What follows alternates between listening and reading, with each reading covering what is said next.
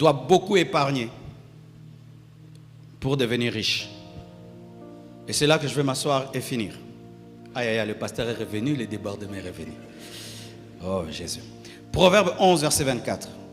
Tel qui donne libéralement devient plus riche, et tel qui épargne à l'excès ne fait que s'appauvrir. Tel qui donne libéralement devient plus riche, et tel qui épargne à l'excès ne fait que s'appauvrir. Selon le monde, on nous dit, quand tu es le père de famille, tu as une grande charge, tu dois garder l'argent. Tu dois garder l'argent parce que tu dois payer le loyer, tu dois payer les études, tu dois nourrir.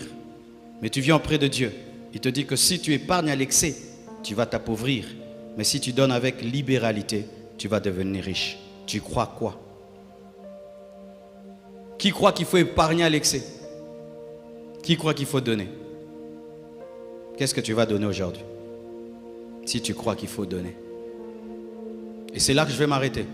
Et ces derniers temps, je veux beaucoup enseigner à l'église sur le donner. Dieu m'a dit, tu dois enseigner sur le donner.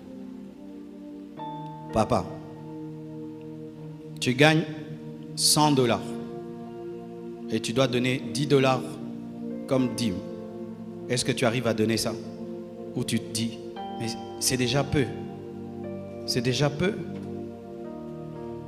Et tu penses que si tu bouffes les 10, ça sera beaucoup. Et tu penses que si tu bouffes les 10 $ qu'il y a là, ça va résoudre tous tes problèmes?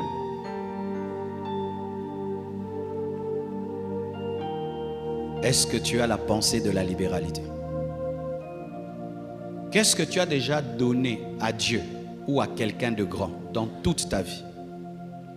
Est-ce que tu as le souvenir d'avoir déjà donné à quelqu'un ou à Dieu, à l'œuvre de Dieu, une somme très grande ou un bien précieux de toute ta vie? À ton père, à ta mère, à un frère, à un homme de Dieu dans une église? As-tu déjà mené une offrande dans un culte où tu sens que vraiment aujourd'hui, j'ai vraiment donné?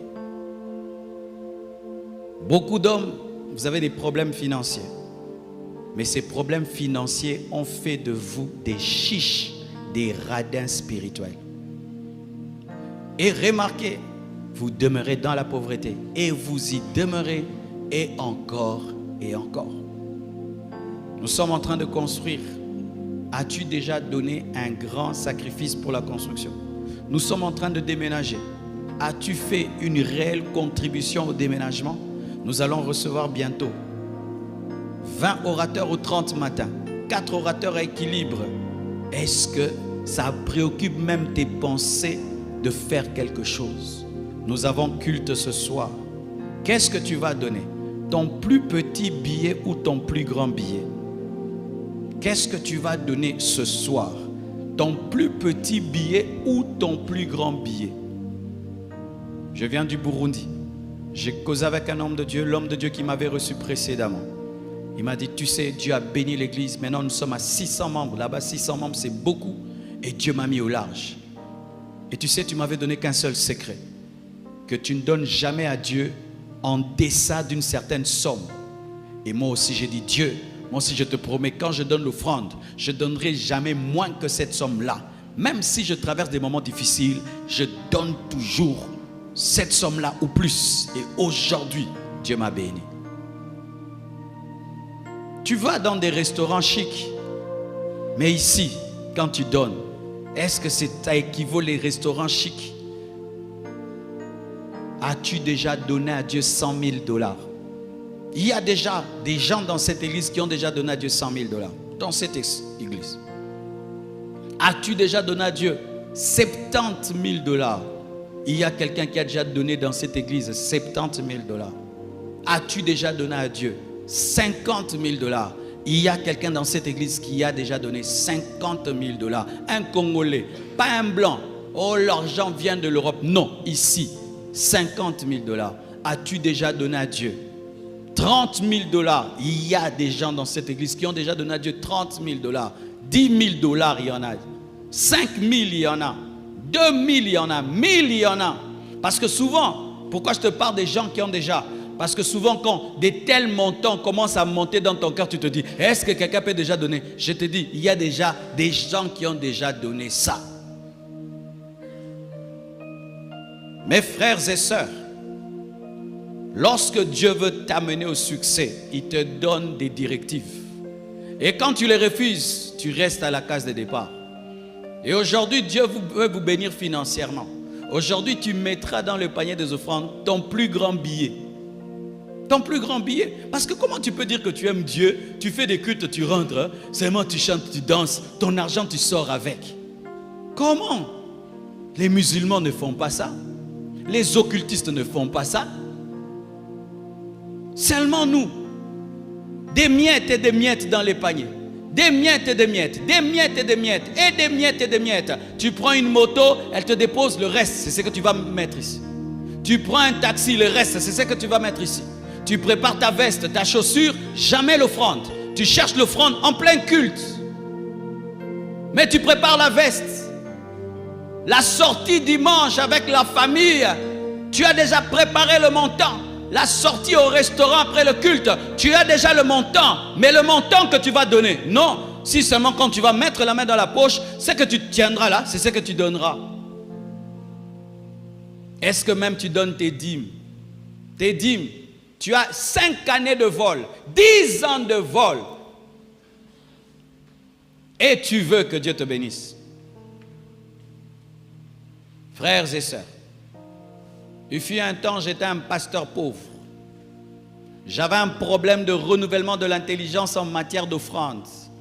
J'avais l'onction, les miracles, les prodiges. L'église grandissait.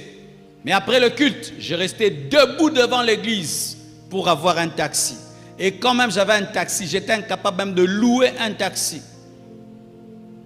J'entrais devant à deux personnes, ne pouvant même pas m'acheter une voiture de 1000 $.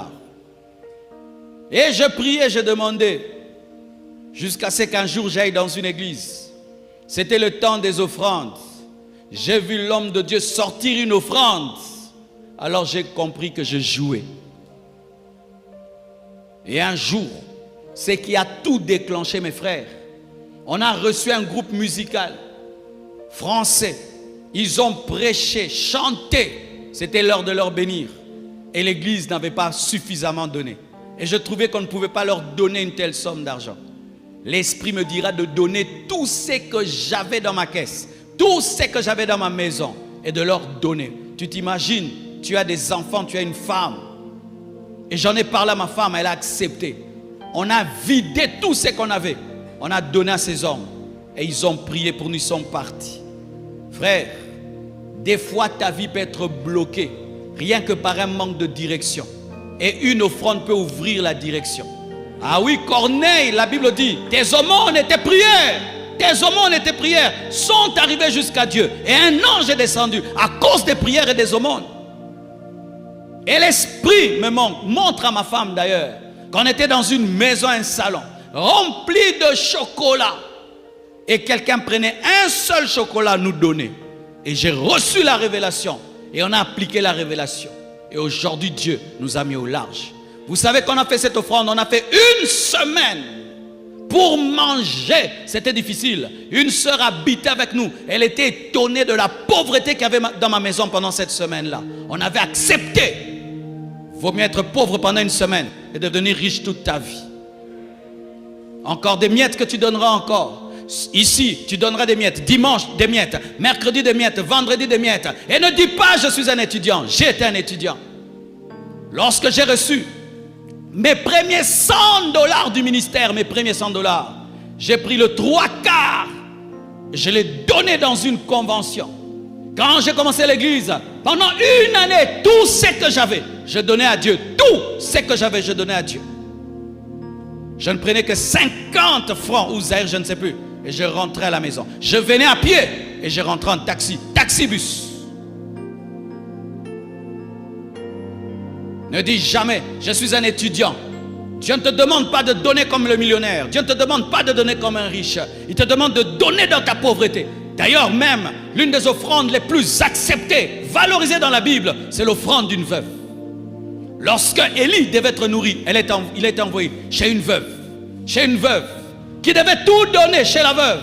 Pas seulement chez la Sunamite Élisée, mais on parle aussi de la veuve de Sarepta. Lorsqu'Israël a quitté l'Égypte et ils sont entrés dans le désert, malgré le désert, Dieu a demandé une offrande dans le désert.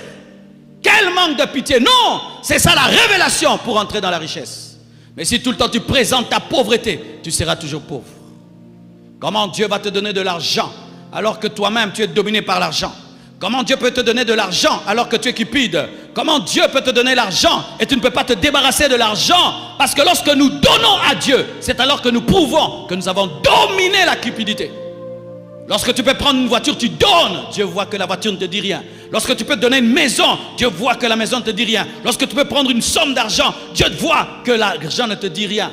Ne dis jamais que toi tu n'aimes pas l'argent si tu ne donnes pas l'argent. Ne dis jamais ça. Des gens qui aiment critiquer. Oh, les hommes de Dieu, toi-même tu ne donnes pas, tu es un cupide. Prouve-moi ton manque de cupidité en donnant à Dieu des choses qui te font mal. Tu as demandé le travail à Dieu, il t'a donné. Qu'est-ce que toi tu lui donnes? Tu as demandé des bénédictions à Dieu, il te les a données. Qu'est-ce que tu donnes? Toute ta vie, ce n'est que de l'ingratitude. Toute ta vie, ce n'est que du vol. Et c'est que je prêche. Je ne prêche pas pour la fin de la convention. Oh, il dit ça et puis on va donner, c'est fini. Non, fais-en un principe de ta vie. Un principe de ta vie. Pendant que je suis venu dans ce culte, je suis venu avec cette offrande-là. Et je le fais. Je le fais au premier culte, au deuxième, au troisième. Frères, sœurs, sinon, vous aurez des bénédictions dans les autres domaines. Mais pour ce qui est des finances, l'argent ne va pas vous respecter. L'argent ne va pas t'honorer. Dieu ne va pas te donner ça. Parce que tu adores ça. Tu adores ça. Dieu te demande $10. Tu n'arrives pas à donner. Et tu es même en colère pour $10. Maintenant, Dieu va te donner des millions.